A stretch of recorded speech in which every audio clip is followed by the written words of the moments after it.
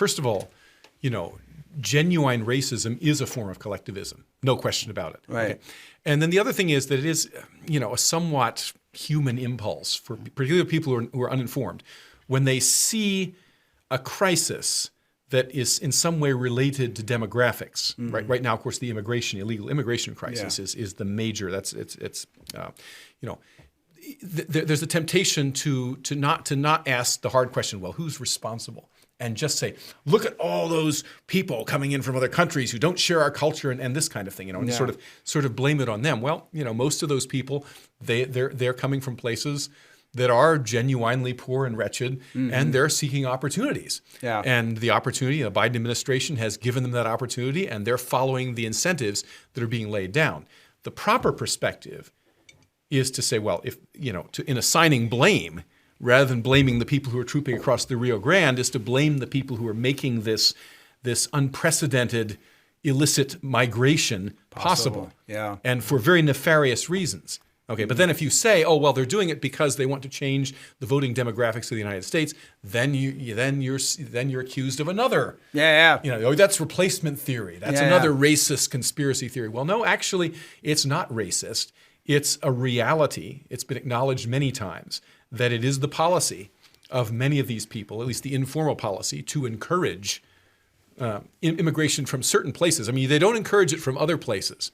So you don't see them openly encouraging Cubans to come to the United States. Yeah. Okay, because Cubans are coming from a communist country. They arrive here ready to do battle against communism. We can't have that. Okay. So you want to bring in people who are relatively uneducated from leftist countries who can be relied upon, they suppose, to bring the leftist patterns of thought and behavior with them. Right. Dennis, is it racist to expect people who do come to the United States to acclimate to the culture and embrace the values?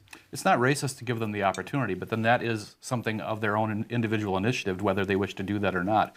But I want to elaborate a little bit further on what Steve said. That's extremely important. This mass immigration that we're experiencing now is mass victimization.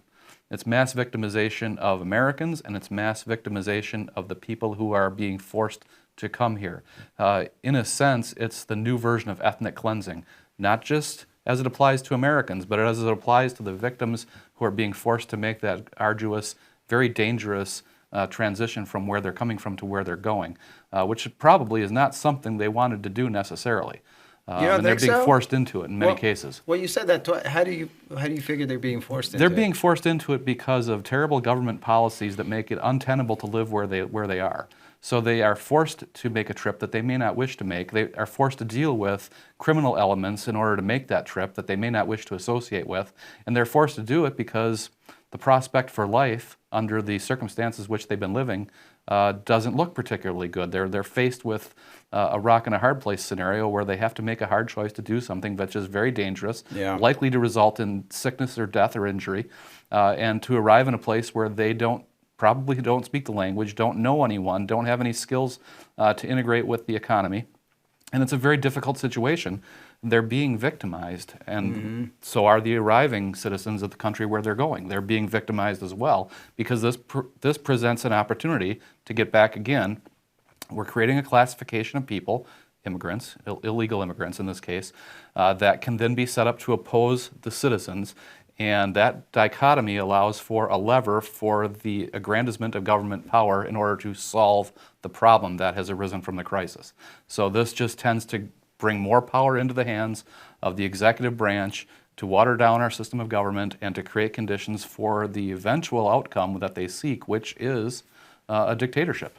Do you believe the U.S. foreign policy has any role to play in the conditions that sent some of these people coming to the U.S.?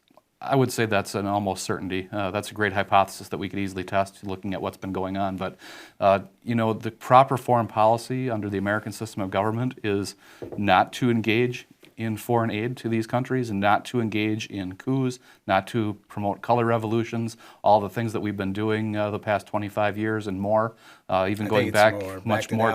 Exactly, going back to Iran in the 1950s. These things tend to create chaos in the countries in which they occur, in the countries in which we produce those effects. But how could that be? That was to propagate democracy in those other nations.